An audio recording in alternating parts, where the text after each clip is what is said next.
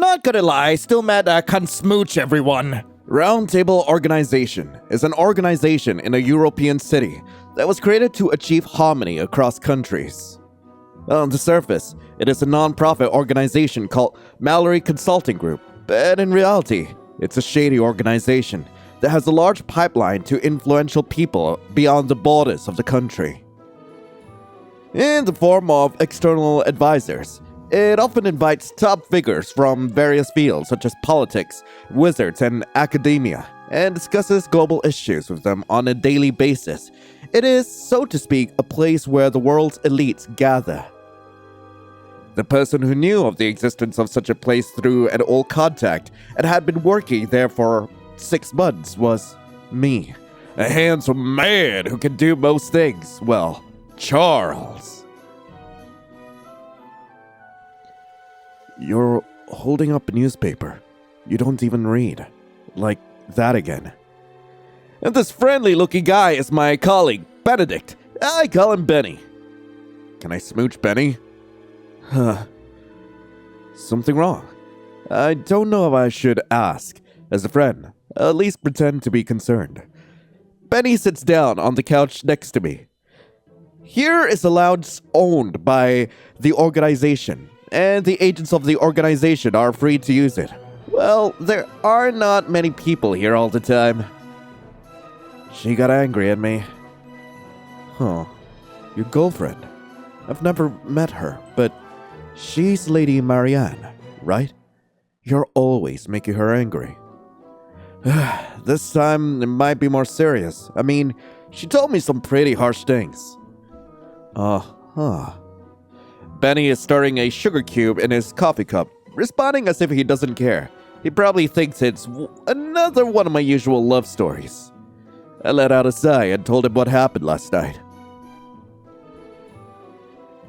You don't understand the feelings of others. Did you just throw a plate? Well, please don't. It's dangerous to throw plates and vases. God, why are you throwing plates and vases? And she kicked me out, along with a vase. I cut it with my reflexes, though. Even more lame that you say that with that smug look on your face. Ow! I slapped his back with the newspaper as he was holding back his laughter. The old people who were talking over there seemed to frown, but I wouldn't have to care. Oh. So we conclude that there is no need to investigate this matter, and the meeting proceeded solemnly in the lukewarm air with the ticking of the clock, as if to tear the air apart. I raised my hand. Wait a minute. Huh? What's up? I made eye contact with the facilitator, and he nodded, as if to say that he will allow me to speak. I heard this is a tradition to advance the discussion in a gentlemanly manner, but from the bottom of my heart, I feel it's ridiculous. Well, when in Rome, do as the Romans do. I'll follow it till I'm on the top. Is there really no need to investigate? This matter is also related to Agenda Item 16 from the last meeting. The scope of impact is large depending on the matter. Shouldn't we investigate carefully? Or, if it's an agenda item that we don't need to discuss, shouldn't we just hand out the materials? It would defeat the purpose of our being here. Silence falls over the conference room. And then, at the far end of the table, the man with the most presence in the room spoke up. Fine. If you insist, we'll ask Sir Charles to explain next time about the results of your investigation into this matter and whether or not this discussion is necessary. If you say this discussion is unnecessary, I will allow you to prove it with solid research. Good grief, why are you? As we walked out after the meeting, Benny let out a big sigh. If we'd done it right, the atmosphere would have been such that no investigation was needed, and the conversation would have flowed, you know. You're being watched by Moses, after all. I don't care. I'm going to read the air that I benefit from, but not the rest of it. Hey, Listen, no one has ever been able to rise in the organization by going against Moses. If you want to stay here for a long time, you should at least be a little more mature. To the Englishman who keeps calling me Sir Charles in English pronunciation, no matter how many times I correct him, huh? Besides, I'm sure you thought that was a waste of time earlier. The less time we waste, the more time we have for discussion, the quicker and better we can find solutions to conflicts and issues. That's true, but the way you put it was... After a moment's thought, Benny nodded his head and said, I'm not your girlfriend, but maybe you really should try to understand the human heart for once. For example, that woman. How does she look? Benny urged me to follow him outside, and a short walk down the street, he indicated a woman standing on the other side of the street with his gaze. How does... Observation time will start... Why is this a thing I have to do? Okay. Wait! Reactions such as facial expression and gestures are marked. Click to analyze. The color indicates the type of emotion. The timer on the upper right indicates the time limit, and you can end it even before the time limit by clicking finish button. Try to analyze as accurately as possible in the time available. Conclusions may change depending on the information obtained. Well, let's just observe. She stared at the end of the street. There was a mark in that direction, I remember. She looks around occasionally, but her gaze is almost fixed, and she seems to be quite concerned about something. Her mouth is tightly closed. She seems nervous. Could be interpreted as anxiety. She has a bag. There are vegetables in it. Maybe she's on the way from shopping. Her hand's a little rough. It may be due to housework. It has no rings on it. Ooh, anticipation? As I was observing like that, she looks at me unexpectedly. I don't have time! Judging from the baggage in her head, she's probably on her way home from the market, and she is standing on the other side of the road, looking in that direction, most likely waiting for someone. It's someone she came to the market with. Weekday market means it's probably a family member or a cohabitant. It could be a parent, a child, a husband, or a lover, but if it's a parent or a child, she'd go with them, so it's unlikely. No ring on her finger, so it wouldn't be a husband either, so she's waiting for her lover, who went to the market with her and was delayed for some reason. Nice analysis. That's Sir Charles. I'll break it.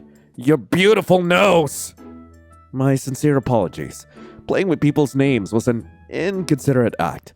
I regret it and will strictly refrain from such behavior hereafter. Your apology is as smooth and brilliant as ever, Mr. Benny.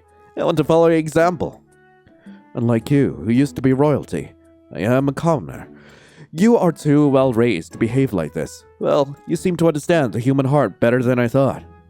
Of course I do! There's a lot of information that can be read from non-verbal information, such as facial expressions, posture, situation, and so on.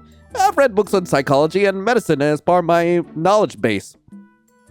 There are numerous reactions that people emit, from the conscious to the unconscious. When combined with logical thinking, it is sometimes possible to read even the true feelings that are hidden. Well, why don't you try a little more of this kind of training?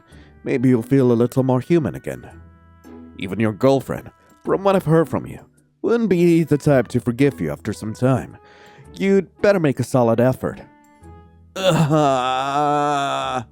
He has a point. That's one of Marion's good points, though.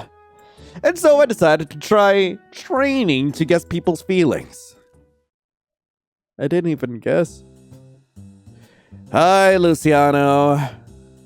I returned to the office to pick up my luggage and ran into Luciano in the lounge. Well, dear Senior Luciano, right? Respect your elders, young Charles. You're still harsh on guys, or rather, aren't you being particularly harsh on me? If you think so, you've been living in a very gentle environment, princess. Luciano is also a colleague of the Round Table organization, and according to Benny, he's fairly old hand. He is a womanizer and a man-hater, the very picture of a lady killer. But he is also an excellent person who can survive in this organization. I like him because he's fun to talk to, but I don't think he likes me. Good opportunity. Let's observe him a little.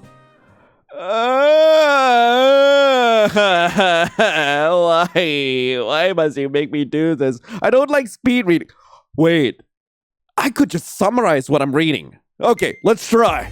Let's give it a shot. Okay, arm. Okay, there's a line of dust on the arm. Perhaps you've been in a place where dust will accumulate.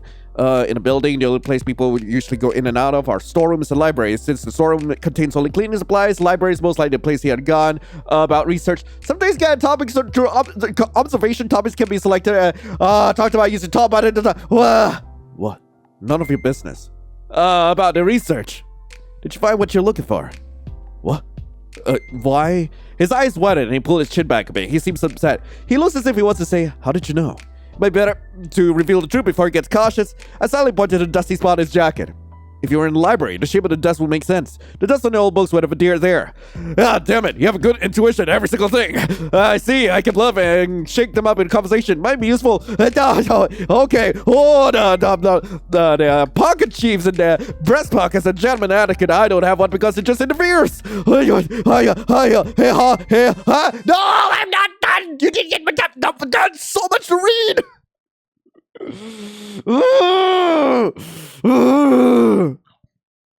So, what were you researching? I can guess roughly, though. A trafficking organization operating mainly in Eastern Europe, which I'm currently in charge of. I heard that the case has deep roots. I'll be going through some old files.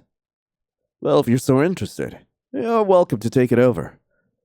Sorry, I've got my hands full right now because Moses gave me a lot of work to do earlier, but next week is fine. Huh. I don't know if you're being serious or sarcastic. For some reason, Luciano chuckled in disgust and said, Moses is getting old. It's not long before he could be active. You know what that means? I don't know. Everyone is desperate to take Moses' place in the future. If you are in his position, you have everything. You can connect with all the authorities and do everything as you wish. We are not friends by any means. We are rivals. Bet our lives on it. Even if there was such a godlike seat. I moved closer to Luciano, as if to peer into his eyes. Or to bite him. Maybe both! Maybe I look into his eyes while I bite him! But where would I bite him? Oh! I know where I could bite him! If someone better than me sits there, I'm more than welcome. Oh, hey, by the way, as I was about to leave the room, I turned back to Luciano and asked, if it were you, what would you do when you piss off a lady? What? How can you talk to me so normally after aggravating me so much, huh? Do you have steel implanted in your heart? Luciano lets out a light sigh and spat out. I don't know, dude. Don't do something to piss her off in the first place. Yeah, that's true, but... Well, still, if you've offended a lady, you need to think about what's wrong and improve it, then buy a bouquet of flowers. Good point. Good point. Holding a bouquet of flowers and a bag of meat pies, I walked up the stairs to an apartment building on the outskirts of town. Hey, mister. You're so happy buying flowers. When I turned around at the landing, I saw a little girl at the end of the stairs. Emily, I always tell you, call me Charles, not Mister. Yes, Charles. Emily lives in the same apartment as Marianne. She shrugged her shoulders and said playfully, and as usual, I took a muffin out of the bag and handed it to her. Whoa, thank you. I think she's in her room. She was taking the laundry earlier. Thanks. Oh, and brush your teeth after you eat or you'll get cavities. Before finishing speaking, I run up the stairs, skipping a step. When I arrive at the desired door, I lightly regulated my breathing and appearance and rang the doorbell.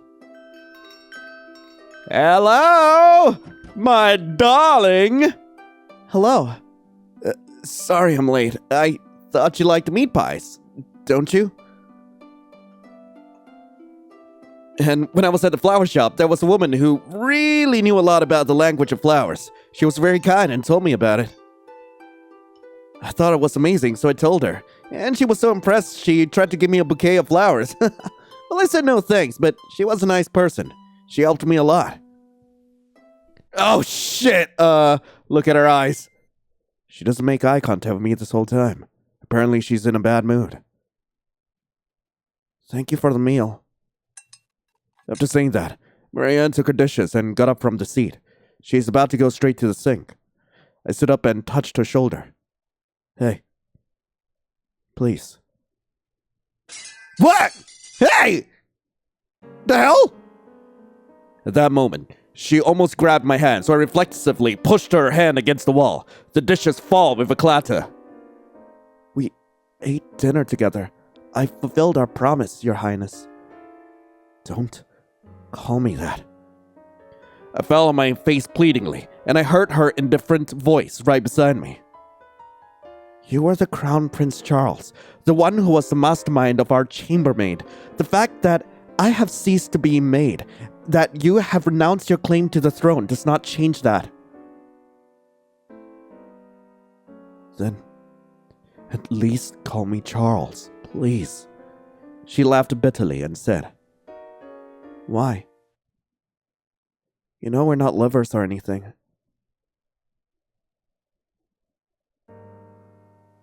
I have a niece the same age as Your Highness.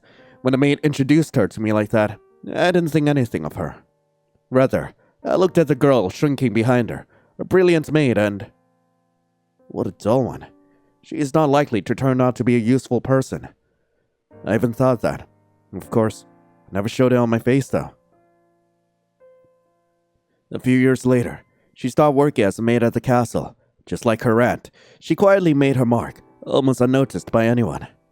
Because she was modest and did not dare to declare herself, no one noticed her accomplishments, but it turned out that she actually did a lot of things, such as preventing risks that anyone else overlooked in advance and laying the groundwork for the whole thing to run smoothly. I became interested in her after learning that, and when I let her work near me. Your Highness. Yeah? May I ask, why do you force yourself to laugh? Whenever you laugh, it appears to me that you're not laughing from the bottom of your heart. Of course, you do so with consideration for the feelings of those around you, but you don't have to fake a smile like that. Even if you don't show us so much kindness, our loyalty to you will not change, Your Highness. That is how I fell in love for the first time. And that feeling has never changed. And even after she left the castle as if she were running away. So when I found out where she was going, I was really happy. And I thought it was fate that she lived so close to the Round Table organization. Well, never believed in such things. Okay, maybe this is enough information to explain Moses' case. Oh, that's her over there.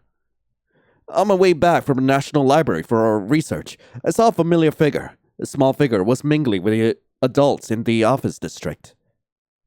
Emily! Charles! How unusual to see you here! She hugged my waist happily. I patted her head. I took her out of the crowd and asked her while brushing the dust off her head. What's wrong? It's a long way from the apartment, isn't it? Well, just boring stuff. Are you working, Charles? Yeah, can't tell you the details for your safety because it's a secret job, but Mister is working real hard. You don't like people calling you that, but you calling yourself that. That's just the way it is, you know. As we talk, I buy her a piece of bread covered with sugar from a stall. I handed it to her and she happily ate it. We met in an unusual place. Let's talk a little. Oh, come on. No. I mean, I love these segments, but at the same time, like, oh, God, my tongue. Okay. Yes, I know. Start. Okay, look at her shoulder. She's wearing an unfamiliar jacket made of fine fabric. Appears to be well sewn. The sleeve seems to be a little too long. About the jacket. Yeah, upon closer inspection, her clothes are stained. It may look like a kicked footprint. What? Wait. The footprint. That footprint. Did someone kick you? When I said that, Emily's face scrunched up slightly. She immediately became calm, looked away and said, Nothing, it's fine. As I stared at her, she let a sigh of resignation open her mouth. When I was going through the crowd, I bumped into a guy and he thought it was a pickpocket and kicked him. What the hell? I see. I don't pity her, but just listen quietly as she speaks with a slight pout on her lips.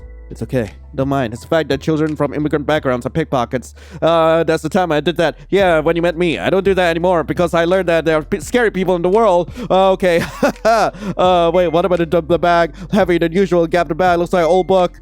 Close inspection. Drawstick purse. Seems a bit puffy. What? About the coin purse? About the coin purse. Oh, God!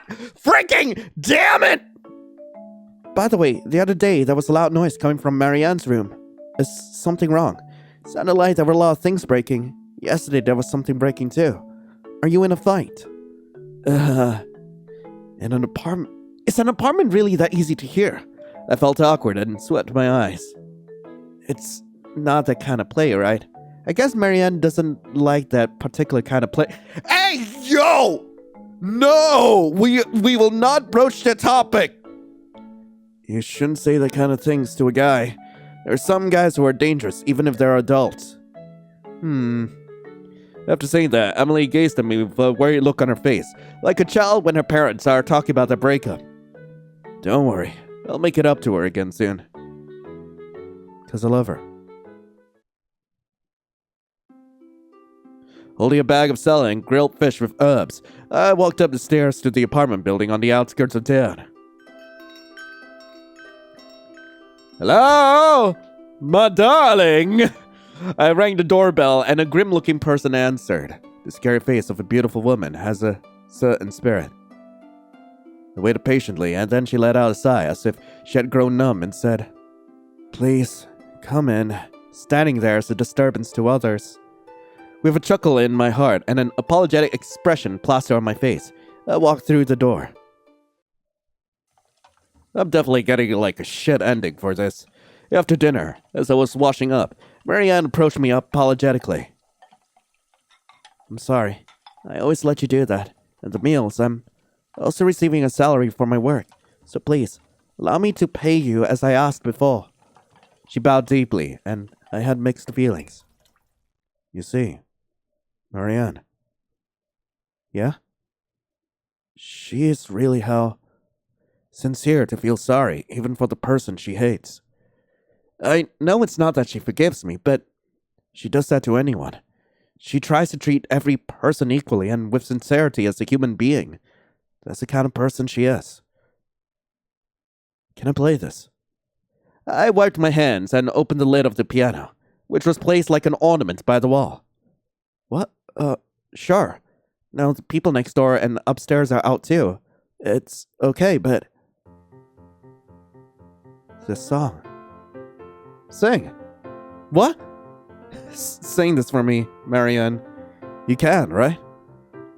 But I'm... come on! My fingers are gonna hang if you don't hurry up. Huh? You're teasing me with such a lie again. Please, I'm lonely playing alone. After a short hesitation, Marianne sang out with fear. Her voice is soft and palpable, and yet has a certain strength to it. It was such a deep voice. Did you remember? I loved the song.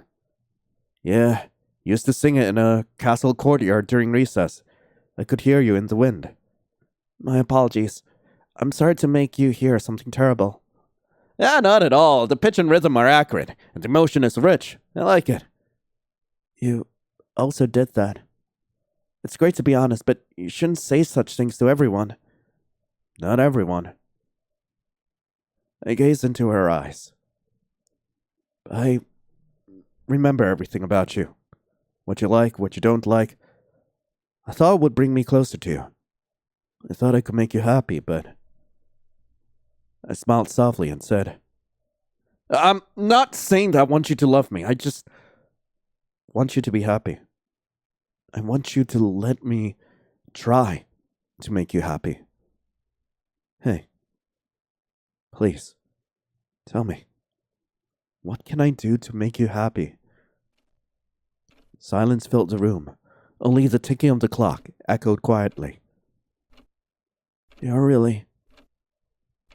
I wish you were either completely evil or completely good. Marianne. I wiped the drops that dribbled out from her eyes with my fingers. I got a little upset because I had seen her cry in anger, but this was the first time I had seen her cry in sadness. I can't forgive myself for forgiving you so easily because of my temporary feelings. Because you are the one who stole my future from me. She has a fiancé. I don't remember who told me that. Anyway, as soon as I heard the information, I ordered my aides to find out in confidence that Marianne had a childhood friend who was assigned to be her fiancé, Fred, that he was the second son of a farmer in the village from which they came, and that although he was a good man, he was antagonistic about not being able to take over the family business. That he had tried to join the knighthood that protects the royal family, but his parents' opposition had prevented it, and he still had only a smoldering desire to accomplish something. And that, if the time ever came for him to fulfill his smoldering desire, he would leave the village and go out on a limb. The newly cleared farmland in the southwestern part of the country. We need a lord there too, don't we? Yes, your highness. If you wish, I would like to make a list of some of them. Actually, I already have a name in mind. Oh? Who is it? Well... He accepted the offer immediately and became a good ruler. Because of his background as a farmer, he is well versed in agriculture, and his measures to prevent crop failures and more profitable planting methods have brought great benefits to the country. The people of his domain put their trust in him, and his domain is now one of the best farmlands in the country. During his busy days, he fell in love with a daughter of the people of the domain, had a child, and is now living happily ever after. Yeah, everything's going to be fine. I thought that, as long as I made her happier than the future I'd stolen from her, there would be no problem. Oh shit. You are born into a person who has the power and the ability to do it. Tragically, even so. It's a terrible thing to do. It's a thing that you mustn't do. Then she looked at me with eyes full of hatred and pity. There you are! You weren't in the lounge, so I wondered where you went. Before the organization's meeting, I was sitting on the side of the road, a short walk from the building, when a shadow shot out on the ground. Hey! He stopped next to me. I looked back at the figure from below, observing him in a manner that wasn't too obvious. God! Freaking! Okay! Fine! I'll do it! Sure! Let's see. What are you doing here? Couldn't find you. I was curious. I came to look for you on my way back from shopping. Okay, look at the watch. Although he's on his way back from shopping, he has nothing in his hand. By the way, he always wears a ring on his ring finger on his left hand. Doesn't look like he's married by any means, but... wait, about shopping. What'd you buy? You're empty-handed. It's a secret. You really... Come to think of it, I don't even know where he lives. Agent of a roundtable organization use aliases, never give personal information. Considering the nature of work, we did so to avoid risk. In my case, because of the position of authority it came from, I decided it would be better to, it'd be better if I disclose it. I miss those old guys' faces when I introduced myself. Okay, about the ring. Where's the ring? To keep the bugs off. Wow. What do you mean? Shows your bad character. I don't care anything I don't have to. And you, what do you like about your girlfriend? There's a lot of things, but the main ones are cleverness, adaptability, and ability to read the flow of things and quick thinking. God damn it! So now, did your little game of observation pay off? I looked at Benny with a sour look on my face, and he smiled and said, I'm the one who suggested it to you. I noticed. From the looks of you. I guess it didn't pay off. He must have guessed from my appearance that something had happened with Marianne. He continued to speak plainly. Of course, I knew all along. What do you mean? You were able to read people's emotions right from the beginning, by reusing our observation and analytical skills. But that's not the point. You probably don't understand the weight of emotion. When you see someone who's anxious, you know they are anxious, but you don't know how hard it is for them. That's true for everyone. It's not like we have a nervous connection with other people. Besides, people like us in our line of work, if we empathize with every single person, we will either be crushed to death or be used to death. Yeah, you're right. After nodding readily, Benny stood up, and then he turned to leave. Hey! I stopped him, wondering what he had come to say. Benny turned around and said with his usual nice smile, well, it's a mistake to try to live with decent people. Well, for people like us. Love is a vague thing that's best left to admire in a bottle. From these facts, the total time difference between Case 1 and Case 2 is calculated to be 64 hours per week, which means that 64 hours worth of work can be processed each week if only materials are used without meetings. I see what you mean, but is that really necessary? For us? After I reported the results of my investigation of the recent incident at the meeting, Moses declared in his usual composed manner, changing the system comes with a cost. I mean the burden on people other than you. Is it really worth the effort to change the system, even if it means shaking up the people around you who are busy with their own work? Normally, I would have cut him off with my good speeches, but somehow I couldn't get the words out today. I have not been able to speak well since the beginning. Well, I'd carefully prepared the material, so it was an acceptable score. Above all, what I was doing suddenly seemed worthless. I couldn't motivate myself in any way. If there's no rebuttal, then if it's that much trouble to change, go ahead and perish like this. What? An organization without change will just perish. Times, people, everything is constantly changing. Those who cannot keep up with the changes will only disappear from the times. The air was tense. Everyone in the room was holding their breath as if frozen. Sir Moses. A soft voice rang out as if breaking through the air. It was Benny. I'm sure he's thinking of the good of the organization. In his own way.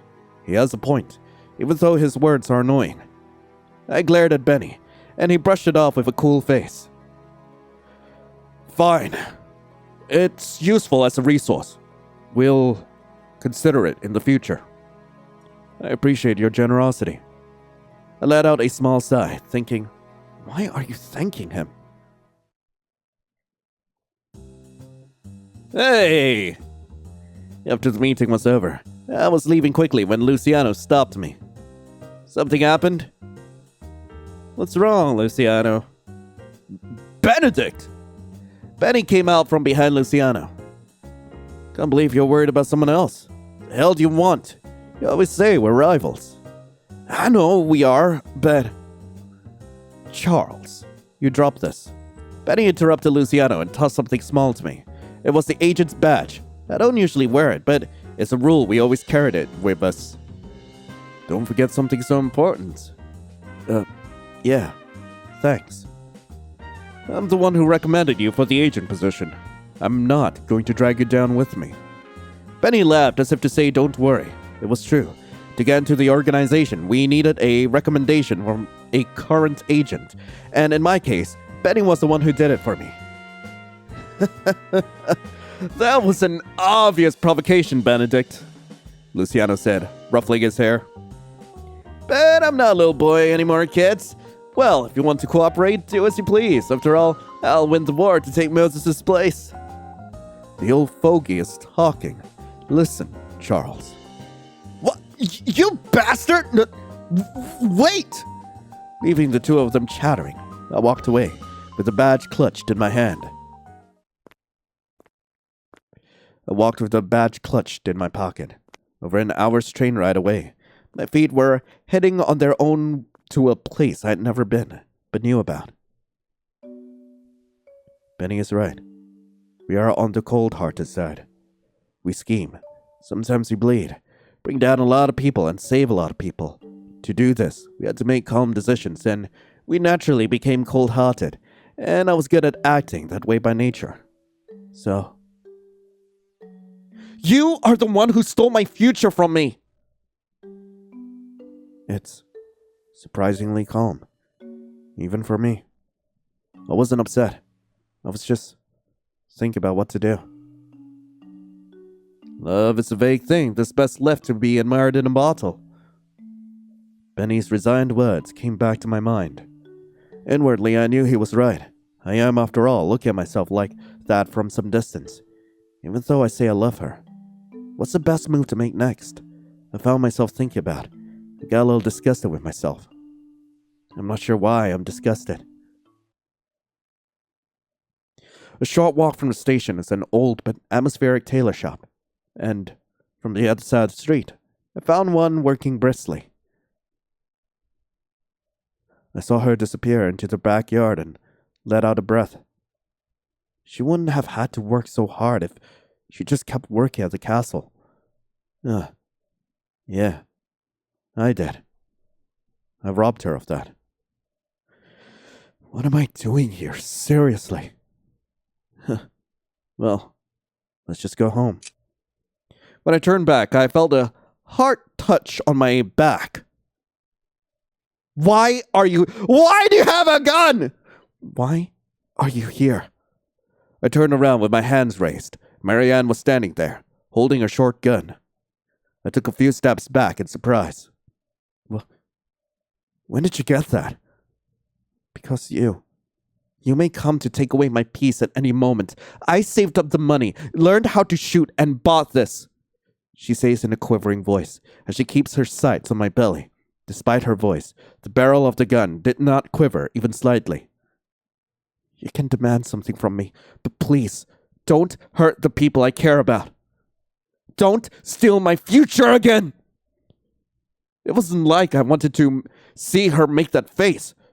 From the bottom of my belly, I felt an outpouring of unnecessary emotions, and I suppressed them.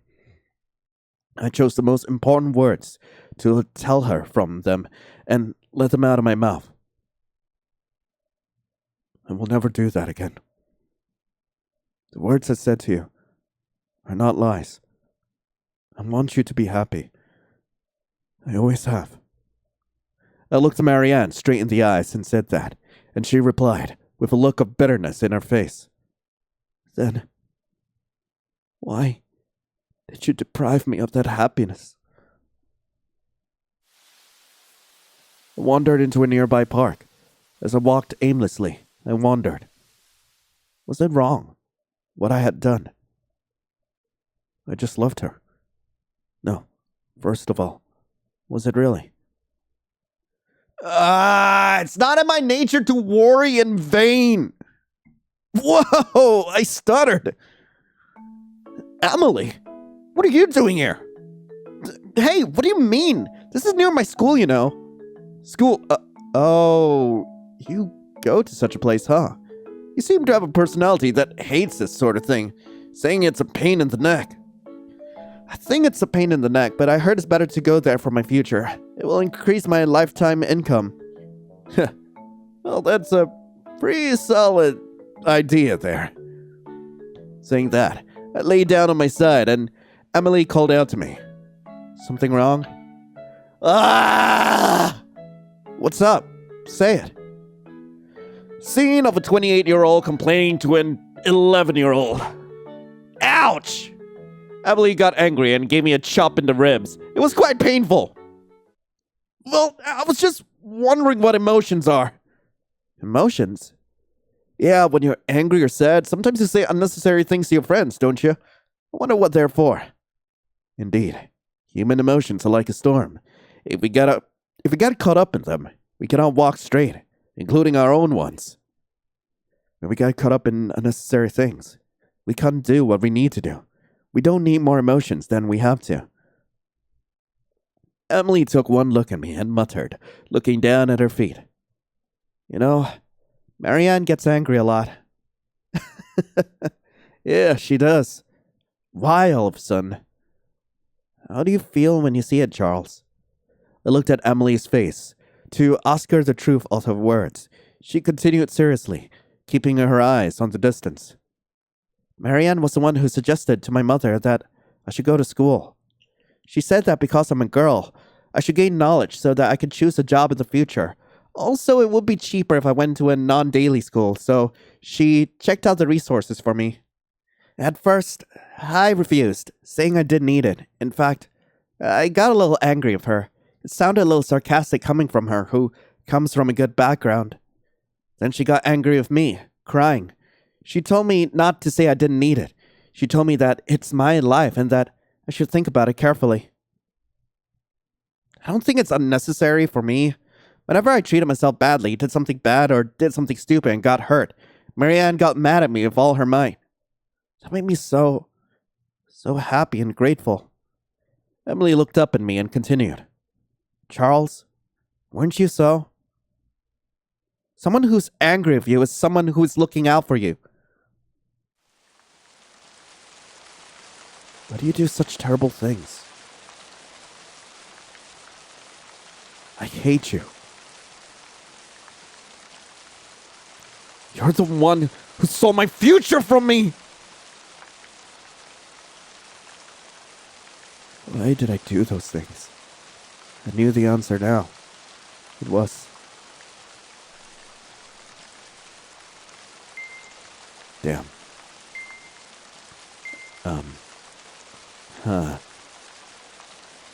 It wasn't love. Yeah. The truth was... May I ask, why you forced yourself to laugh? My heart? I got terrified then. At that time, hearing her words, I was upset that she could see through my fake appearance, and I felt strongly that I must not let this person escape through her life. I defined that feeling as love. Just fascinated and terrified by her ability. The bomb that could kill me had to be kept close at hand. I wanted to control her by entering her mind. As long as I could do that, I didn't care if the color of the chain was hate or anything else. It seemed more solid than something vague like favor. But it was arrogance. She continued to look straight at me with eyes that seemed to see through such intentions, without knowing what it would bring to me. And so before I knew it, the means became the end. The days when she was a distant stranger, you cut her off as unimportant a lot. The moment she became important to you, you begged for her forgiveness, Charles. That's too damn convenient. I was just being saved. No, I think so. The rain had stopped before I knew it. Am I a wet cat now? Shit! Why am I here? Marianne. I have something to tell you. May I come in? I asked, as she cast her eyes down, looking strangely troubled. As you wish. I don't mind. You. Well, so, I'm sorry. Actually, Lady Marianne asked me to do a little reconnaissance on you. After a brief explanation, Benny apologized to me. As he said, he was looking into my behavior and telling her about it, for Marianne's sake. About how I was doing my job, how I didn't seem to be doing anything wrong against the law, and how all I talked about when I opened my mouth was Marianne. How did you get to know Marianne? At a business dinner, when I got a phone call addressed to you at the restaurant. I talked with her, because, you can't watch such a sensible, beautiful woman being pushed around by the likes of you. Your Highness Charles, Sir Benedict was concerned about me because of kindness. It was my decision to take his offer. I apologize. I'm not angry that he was passing on information. I'm just angry that he's talking to you in a too friendly manner. Like a secret lover? I knew you'd say that, so I didn't tell you. Oh no, I'm sorry. Again, I apologize. I'm sorry I didn't tell you. I have no such feelings towards Marianne. Can't swear so, but... just kidding. I'm not gonna take her away from you, so don't worry. So don't give me a look like you're thinking that, how can I kill this guy crap? Looking a little uncomfortable, Marianne adjusted her seated posture. Marianne is not mine. She is her own. I was one of those who tried to own her, but after all, I couldn't. Of course, it's obvious. Human thoughts and ideas are not so narrow that they can be owned by someone else. Besides, she's a woman that I was terrified of. She's not someone I can handle. Terrified? Got it. Benny said so and quietly headed for the door. Looks like you're all right without me now. I'll leave you out of the way. Oh, and don't worry. I won't do any more reconnaissance unless Marianne needs me. I'll kick you out along with the boss. No, scary. See you at the organization.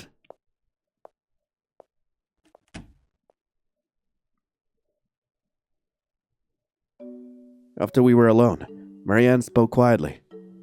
I heard from Sir Benedict that you were making an effort.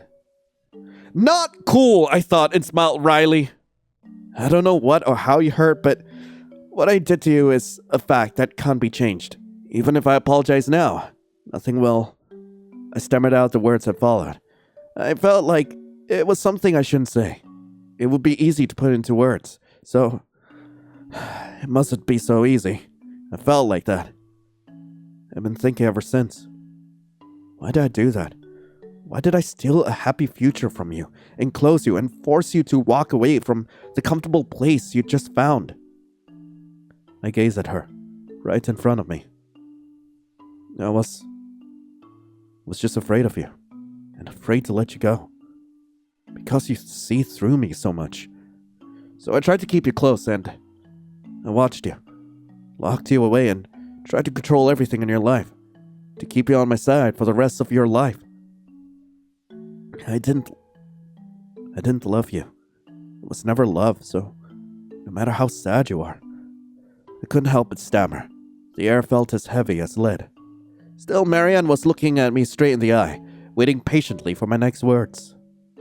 I don't expect to be able to restore everything right away, but I swear, I'll make your life as happy as possible.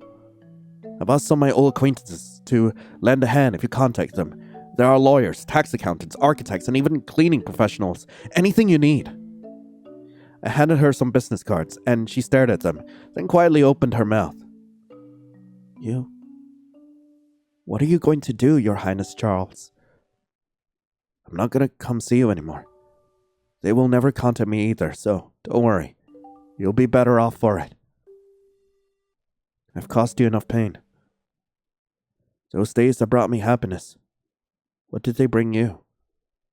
Now I already knew, even painfully. So this relationship is over. I hugged the pain and smile perfectly. As much as I feel the pain, as much as I care about her, I have to smile on this board. Great. It's what I do best in this world. Just as I started to walk to the door, I heard a voice behind me. Meat pie. You gave me a meat pie. You bought me flowers. You forced me to sing. Was it all to take advantage of me? I too have been thinking about what you want, about how I want to be. After a slight hesitation in her eyes, she opened her mouth and continued her words. You tried to understand me, didn't you? Even if you don't understand how people feel, but because you don't understand, you tried to understand me, right? Because if you want to use me, there is no reason to keep visiting my house even if I dislike it. It makes more sense to keep an eye on me and help me out of convenience when I'm in trouble if you're trying to take advantage of me. With that, she gazed at me while keeping the distance with her usual amber eyes. You do realize that if you don't hold me up now, you get your days of peace of mind back. Yes, I do, but I choose my future with my own will. I can make myself happy without your help. Anybody can do at any time.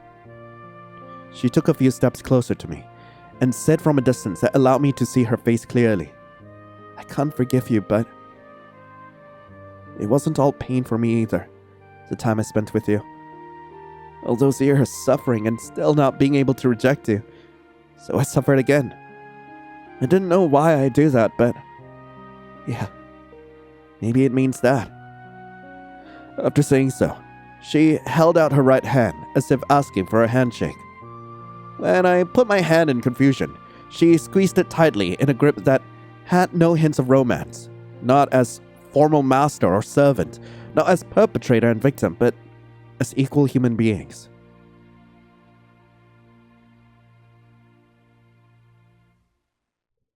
So please, don't smile with such a fake one.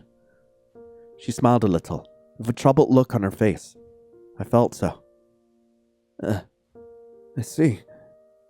You smile like that. Really? You're amazing. What? Nothing. If you can see through my everything anyway, even a bad lie or vanity would be meaningless in front of you. As I lifted up our holding hands, I said, that part of you. No, everything. I love you so much, I can't help it. I can't forget the past, what you did to me for the rest of my life, but at a cafe in the afternoon, where I was called in later that day, she looked straight at me and said, your words the other day seemed genuine, so for once, I believe you. Marianne.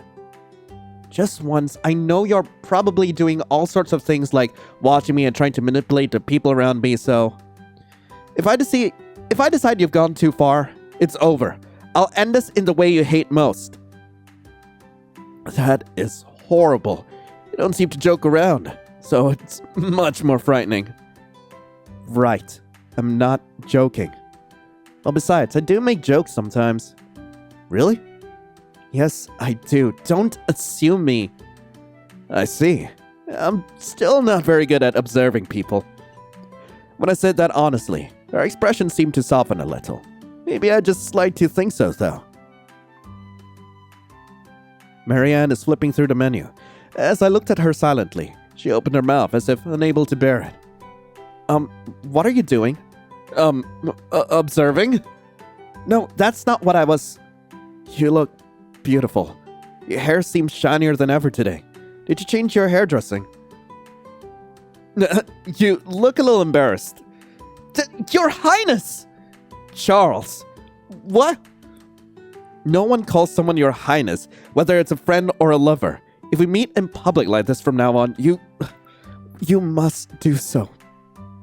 It was she who suggested that we meet in a public place instead of at home, to maintain an appropriate distance and start over. Yes, but... I gaze at her as she is stammering, and our eyes meet, with the intention of letting us practice. I called her name. Marianne? Charles? I smiled smugly and said, thank you. I love you. What? You shouldn't say things like that so easily! Yeah. If this is what you call emotional weight, I will gladly dance in it, letting it bounce like mud. Oh, I freaking love that. Damn. I don't even want to get the other endings, please. No, you can't make me. You can't make me. No. Play it yourselves. That's all I like to report. Since I was almost suspected, I have ended my reconnaissance on the surface. From now on, I will switch to surveilling using wiretaps. I see. I have received your report. Keep up the good work. Yes, sir. Well, let's go get a cup of coffee.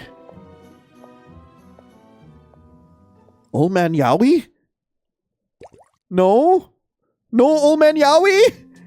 Damn it! Okay, I'm going to at least try to get the true ending.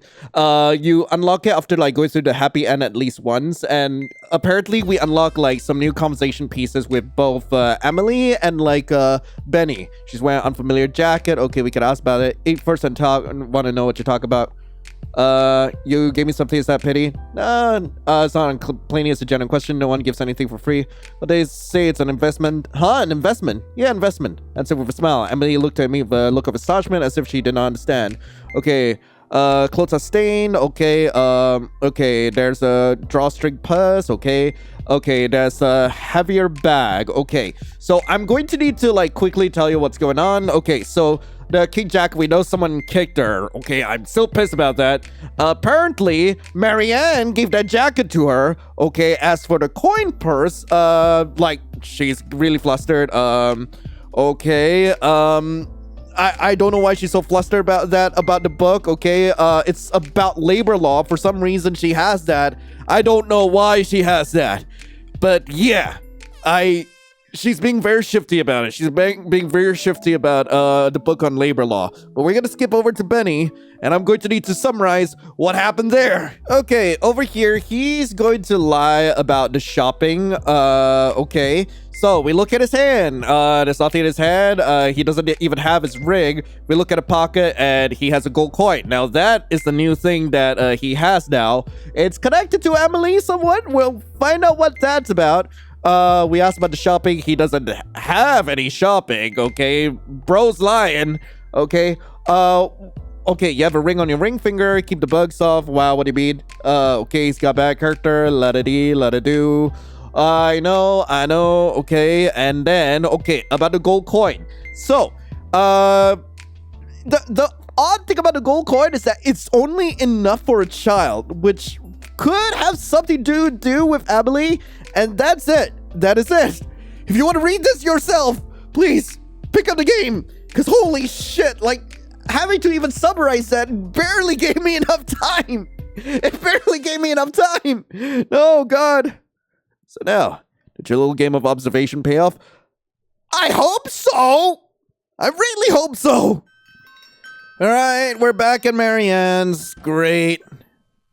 Hello. Yeah, good evening. I'm sorry to bother you at this time of night. May I speak with you about what I called about? Well, it was a mess. Suddenly it was raining. That was tough. It was raining quite hard when I looked out the window, so I was worried about you. There are towels in the bathroom. Please, use them. Sorry to bother you. I appreciate your concern. I don't want to get the floor wet, so I'll take you up on your kind offer. Somehow I crawl my eyes sharply. I put my hand on the closed shower curtain. Nothing, huh? Nice try. This side, Benny. Hey, wait, what the hell? I heard that's a weapon to stun people with lightning magic. Pretty good. You want some? No thanks, I don't need such a dangerous thing. Anyway, is Sir Benedict really alright? Ah, don't worry. He's a tough guy. You saw his wild instincts just now, right? Well, I guess that he would open from the left side because of his dominant hand and the layout of the room, and I won. Oh, and he seems to be regaining consciousness. Hey, mate. How are you feeling? Good grief, not bad at all. So I heard all from Marianne, including that you've been sniffing around me, saying you were doing it for Marianne. Who told you that? Well, it was pretty obvious. Benny was handcuffed behind his back and tied to a chair. I sat down on the chair in front of him. Sniffing around? Don't be so dramatic. I was just doing it out of the goodness of my heart. Because, you know, you can't watch such a sensible, beautiful woman being pushed around by the likes of you. Okay, so you bugged the place out of the goodness of your heart. I found the same type of wiretap behind the table in the living room and in your bag. Please, Lady Marianne, would you help me? He always takes things to the extreme. Don't you think so? Marianne stared at Benny silently. It's no use. I talked with Marianne before you came and we reconciled. Yes, I came here beforehand while Benny was at work and talked everything over. Marianne. Oh! Ha! About Benny, of course, but also about what I had done. About my apologies, my feelings, her feelings. Exhaling slowly, Benny said with his usual friendly smile. How did you know? I knew a lot of things were fishy, but well, It was all within the bounds of day-to-day stuff. As Luciano said, we're rivals in the end. The only thing that came beyond that bounds was the gold coin you had. Gold coin? Ah, I got it. That was such a trivial thing, though. Benny laughs in understanding. He is still a frighteningly quick-thinking guy. Your Highness, what do you mean? If it has something to do with me, I want to know. This guy, he also asked Emily to do some reconnaissance for us. I don't know if it was to check on me or if it was to check on you, who is my weak spot, but maybe it's both. When I ran into Emily on the street, her coin purse was a little bulging. She tried to hide it from me, so I guess she must have gotten it in a way she couldn't tell me. And when I saw Benny the other day, this guy had a gold coin in his pocket. It was just the amount for a kid's pocket money. I don't think this rational guy will be carrying around such unnecessary money. He has a kind air around him, but if we look calmly, he never does anything that doesn't benefit himself. Even to Emily. What did you... don't worry, I didn't do anything. I just asked her to report on you two in exchange for a few coins. Why did you do that? I stared at Benny, who decides to remain silent, at the same eye level. There's a pair of pliers in my hand from a while ago, but he doesn't show the slightest bit of fear, and looks at me with a cold stare. Well, he's been trained, I guess. But a scary guy. Considering his origins, perhaps it was a necessary effort. Just the other day, I received a report on an investigation that I'd requested from my spies more than a year ago. Adrian Dalton. Born to a mechanical engineer, father, and grew up in a family of 4, parents and younger brother. They lived a peaceful life, but when he was 6 years old, his father lost his job due to the rise of magical technology and disappeared. Wait. I thought that the magic was actually just a taser. You're telling me there's actual magic in this world? 2 years later, his younger brother contracted an epidemic. Due to poverty, he was unable to receive treatment and died. Today, his mother is in a nursing facility because of knee problems caused by aging, but thanks to her son's remittances, she is leading a content life. Do you want to continue? No thanks. You researched me. We should examine the organizations and personnel we are joining before we do so. I chose this branch after doing my research, including Moses and Luciano. As for you, it took a long time. You covered tracks too much. Oh, that's a compliment, by the way. Again, I ask, did Moses tell you to do this?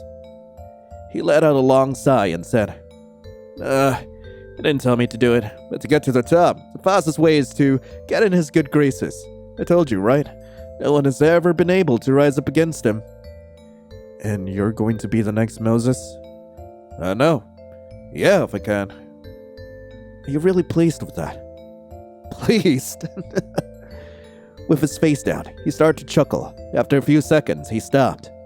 He looked at me with eyes like a collection of all the hatred in the world and said, After all, I hate you from the bottom of my heart.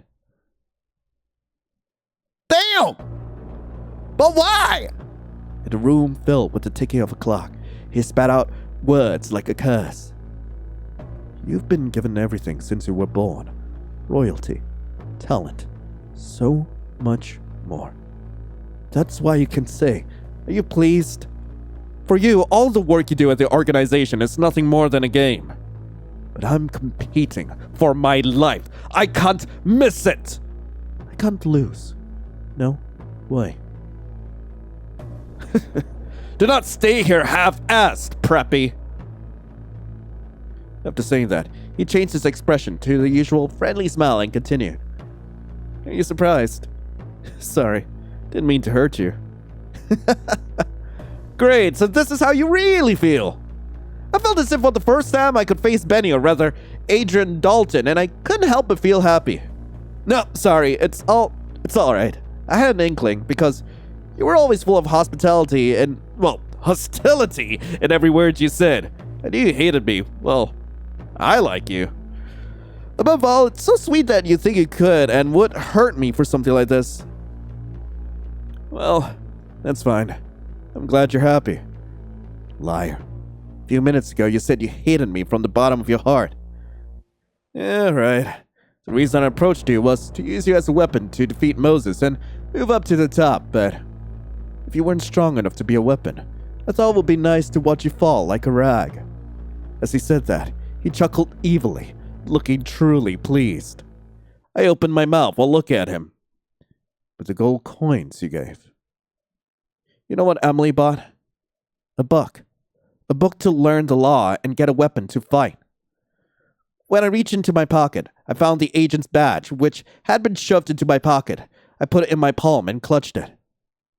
She's a hell lot better than us, don't you think? Sighing, I walked behind him, cut the rope that had tied him to the chair and handcuffed him.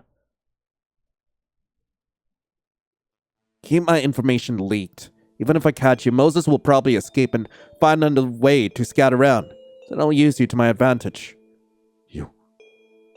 Damn. I am, Benny. I grabbed Benny by the collar tightly and said, I am here to destroy a world where someone has to give up something because of being born, raised, or some other stupid reason. For that, I'll use whatever I have, even if it's that stupid reason. So, I'm having all of this in front of the person I'm supposed to love. Hate me all you want. Use me all you need, Benny. I'll use you too. As I said that, I turned away. A few steps later, I heard Benny put his hand in his pocket. I'm gonna be shot!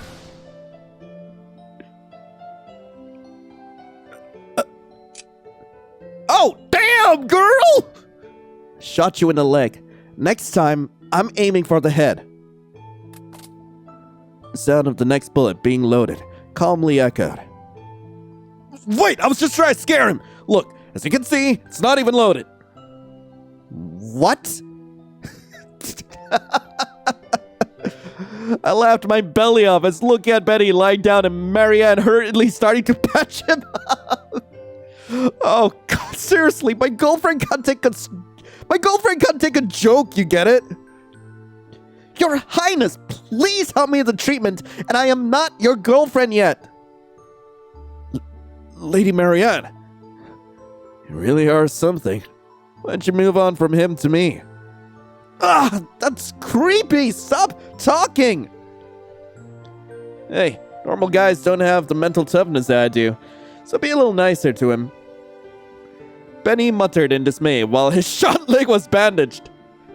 Good grief, what's so good about this jerk? Do you really think this guy is that good of a person? No. After answering firmly, Marianne told him with eyes that had no hesitation. Because I know the bad parts of him. I chose him. Because I know the parts I can't trust. I could trust him more than you. I still want you. I reaffirmed that feeling. By the way, by not yet, you mean you're willing to become my lover eventually, right? What? No, it's not. Hey, you're not listening to me. You really don't listen to anything that's inconvenient for... Man, I love them.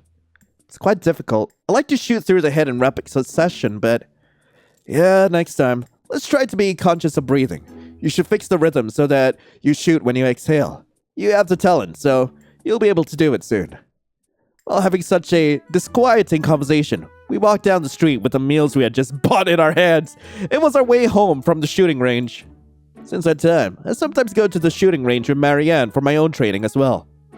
By the way, how is Sir Benedict? Haven't seen him recently. Oh, he's what? That's all I'd like to report. I see. I've received your report. Keep up the good work. Yes, sir. Sir Benedict? Yes, sir? What do you think of him? Sir Charles. Excellent, I think. He's observant and active in all things. He seems to be a somewhat impulsive man, but I think he is acting that character intentionally. He is like a beast that is cold-hearted, also like a machine that loves humanity. We would do well not to underestimate him. So I will keep my eyes on him, with great caution. I see. Understood. So I heard he's busy with a lot of things. I made him apologize to Emily, but the apology to you will have to wait until next time. The sun had completely set as we walked around talking and shopping. I spread out the meals we bought on the table. Its delicious aroma wafted through the air. I don't mind. To be honest, I'm not very fond of him. He seems like the kind of person with whom it would be better not to get involved. Yeah, you're very perceptive. I'm familiar with someone of a similar kind. With that, she looked at me with cool eyes. I couldn't help but laugh. Even though you're similar, you are very different. After a little downcast and wondering glance, Marianne opened her mouth. Thank you for that. For keeping Emily out of it. Huh? Oh, yeah. Well, I fed her with food, too. Well, looks like you've been feeding her with food, too. She knew. You wouldn't let her do anything that she didn't want to do, or that would burden her. You seem to respect her wishes and enjoy the time you spend with her, even if there is some calculation there. So, thank you for that.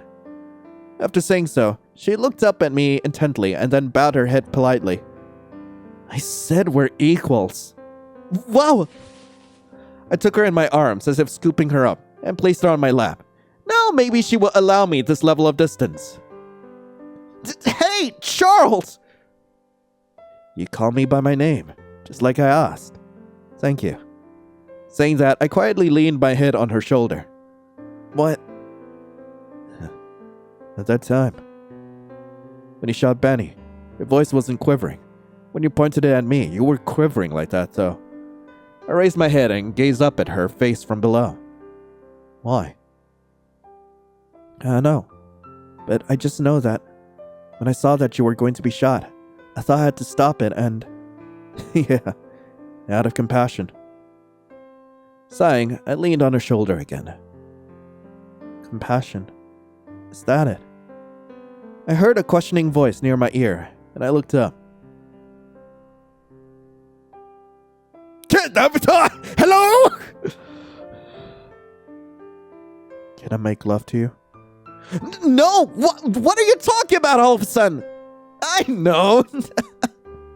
Quickly, I dropped her off my lap and stood up from the sofa to distance myself from her. I turned to face the wall and held my head in disappointment. Are you okay? No, it's fine. Let's get the meals. It's going to get cold. Various emotions were jumbled together in me, but I managed to regain my composure and let out a sigh. If it's not compassion, can I expect something else? I thought so, but I dare not ask. Well, I'll take my time to find out. To make you happy. To prevent you from making a face like that again. Tastes good. Here. Oh, you're right. Nothing. I love you, Marianne. I can't understand the feelings of others, but because I can't, I'll continue to try to understand them. Even while quarreling, even while clashing with each other, still in order to understand each other. I will continue to tell her today. True end, the beloved. Ah, okay, maybe I did go through another ending. Okay. Okay, I know I said I was only gonna do one ending, and it's a whole other day, because different shirt. But I'm too curious. I need to know what the bad ending is. And this is as simple as just, like, not participating in, like, the observation segments. So we just, like, let's just finish this immediately. No, we're not gonna deal.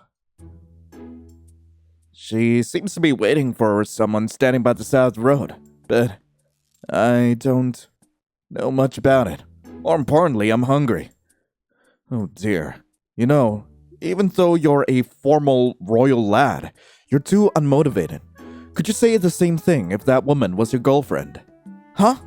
She's not Marianne, no matter how you look at her. That woman is on her way back from the market based on the direction she is looking, and her baggage, and she is waiting for her companion, which could be a parent, a child, a husband, or a lover. But if it was a parent or a child, she would follow, so it's not very likely. So she's waiting for her husband or her lover. That means she is not Marianne. I said if. I mean, you're really creepy to go all out as soon as I mentioned Lady Marianne's name. Huh. Well, why don't you try a little more of this kind of training? Maybe you'll feel a little more human again. Even your girlfriend, from what I've heard, wouldn't be the type to forgive you after some time. You better make a solid effort. No! No! And we're gonna skip right through. Ah, yes, Luciano. I'm supposed to be looking at you. What you doing here? I don't know what you're here for.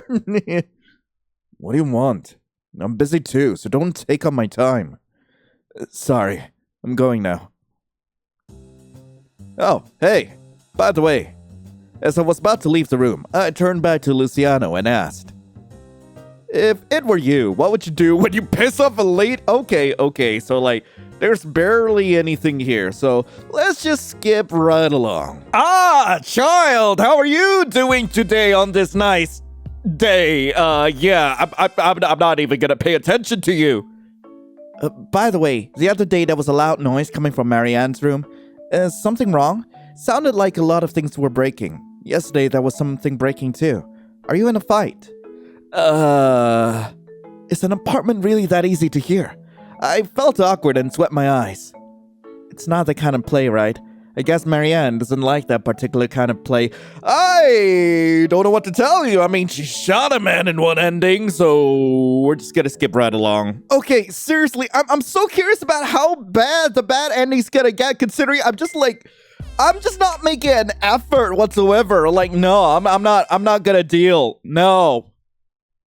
So, did your little game of observation pay off? I don't think so, considering I've not been doing it whatsoever.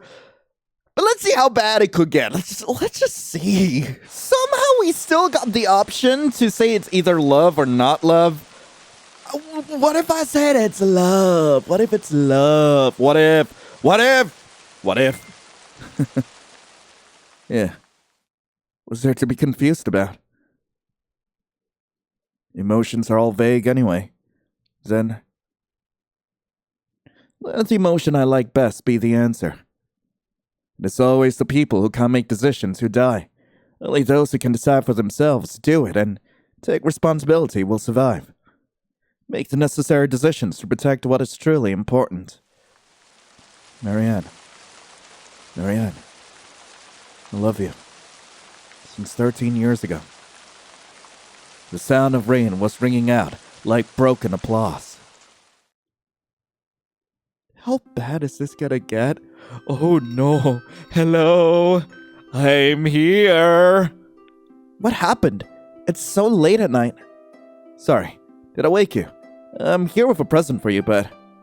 I hung my head, and then Marianne looked a little confused and invited me in. Please, come in. It's loud in the hallway. Oh no. It's delicious. This meat pie. I said as I cleared away the dishes and brewed the after-dinner coffee. You said you wouldn't eat it at first, but you did after all. Can't help it. They looked so tasty. In addition, you ate it as if you were showing it off on purpose, didn't you? Well, yeah, I wanted you to eat it. Oh dear, you're really mean. I put 2 cups of coffee on the table. A good aroma wafted through the air. Oh, this bean. It makes me nostalgic. It smells like those in my hometown. I reached into the paper bag that contained the meat pie and took out another box. Actually, I have one more present for you. I opened the box as she looked at me, slowly and carefully. What? It's been embalmed, so don't worry. There are no flies. What? It's a hand. What did you? For a moment, she was almost angry. Then she lost her words as if she had realized something. This watch. Oh no! I really did not understand her feelings! There was a clattering sound. It was the sound of Marianne's coffee cup hitting the saucer. She wandered her eyes as if thinking, and then opened her mouth. No way. It's a meat pie. Marianne darts off towards the bathroom. A few seconds later, I heard her gasp and struggle. I slowly followed her and called out to her. Just kidding. It's not your father's hand. And the meat is regular ground meat. But the watches! I handed her a letter. She took it with tearful eyes. Your parents are in good health. They asked me to take care of you. The coffee beans were also gifted to me then. Well, I declined because I was sorry, but they thanked me a lot, saying that my former policies had made farming easier for them. Then, this hand is... There's an old subordinate of mine who betrayed me. Your father's hand was much thicker and knottier, wasn't it? Leaving Marianne in silence, I went back to the room. She came back a little later, after washing her face. She asked in a voice that has regained its composure. Did you kill someone? Oh, that was way too unexpected. And I was stunned for a moment. I see. I'm still the kind of person from her point of view. I suppressed a laugh and told her. Have you ever wondered why murderers are not brought to justice in wars? Why is it that we are not allowed to kill people in the streets, but we are allowed to execute criminals? Because righteousness is relative. People listen to both sides and agree with one who seems to be more righteous and good. Like me, a well-behaved young man of former royalty who works in one of the world's leading companies. I took a step closer to her and whispered to her. So, I've not done anything yet. Even to your parents. Not yet. As I moved away, Marianne quickly took something from the shelf. She pointed at me with boiling eyes. What do you want from me? I laughed and answered. Nothing. I don't want anything. I don't want to rob you. I don't want to hurt you.